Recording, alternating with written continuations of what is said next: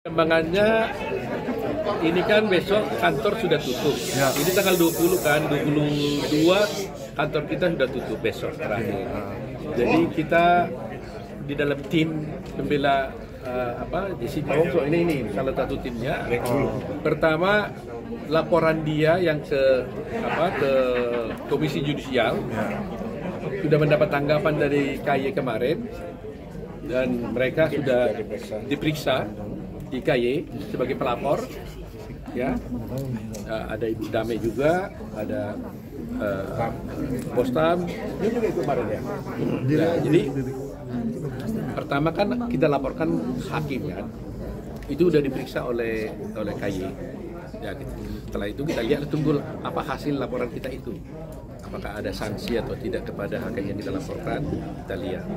Nah, mengenai soal rencana PK, ini kita bukan tidak diam, saya juga bisa memahami dan terima kasih kepada para netizen ya. Netizen kan saya lihat di sosial media, di TikTok dan sebagainya mengatakan, Pak Otto jangan loyo, harus up terus katanya kan. Aduh, saya bangga semangat nih sama netizen itu ya. Terima kasih buat netizen. Tapi kami bukannya lengah ya. Tapi kan lawyer kan harus mempersiapkan diri dengan baik-baik kan. Nah, PK itu pasti akan kami lakukan.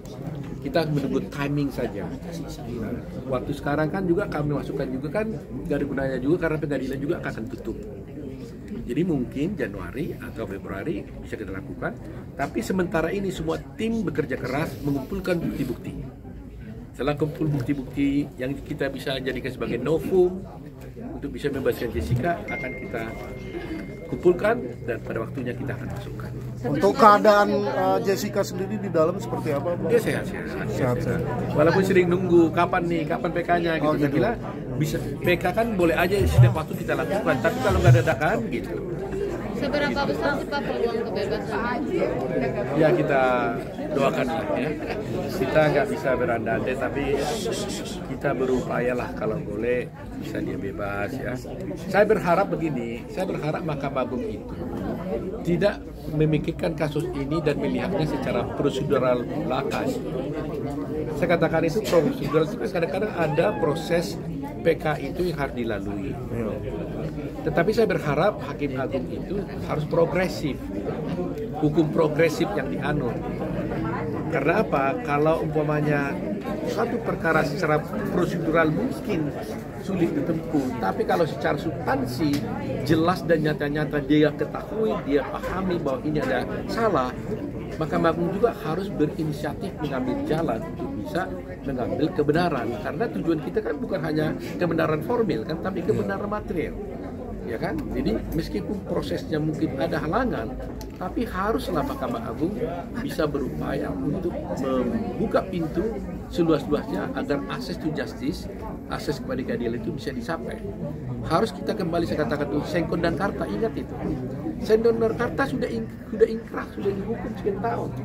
Tapi oleh Mahkamah Agung bisa dibuka kembali. Bang, tapi sejauh ini apa yang paling sulit sih dalam mengumpulkan bukti-buktinya Jessica? Banyak hal ya, saya seperti katakan itu, banyak tembok besar yang saya katakan itu.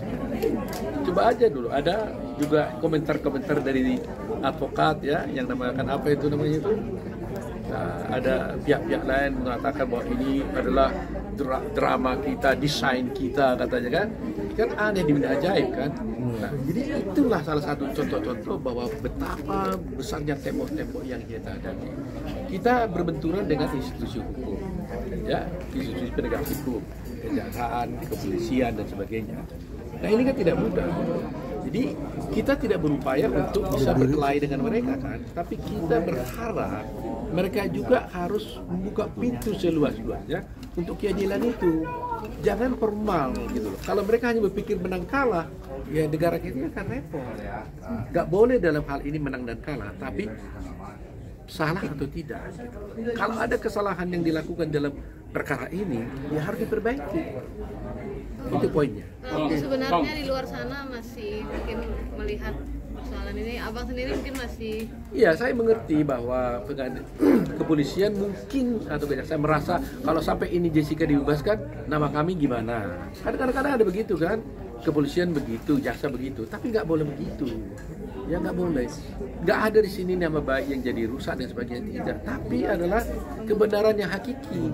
Masa kita korbankan seorang anak manusia tidak bersalah, tapi harus dihukum? Itu nggak boleh. Berkali-kali saya katakan, gimana kalau itu terjadi pada anak kita, pada saudara kita, tante kita? Itu bagaimana kalau terjadi? Terima nggak? Kan nggak bisa. Nah, kalau ini sampai terjadi berjalan begini, maka ini akan berpotensi kita ini akan kena seperti itu, saudara kita akan kena besok-besok.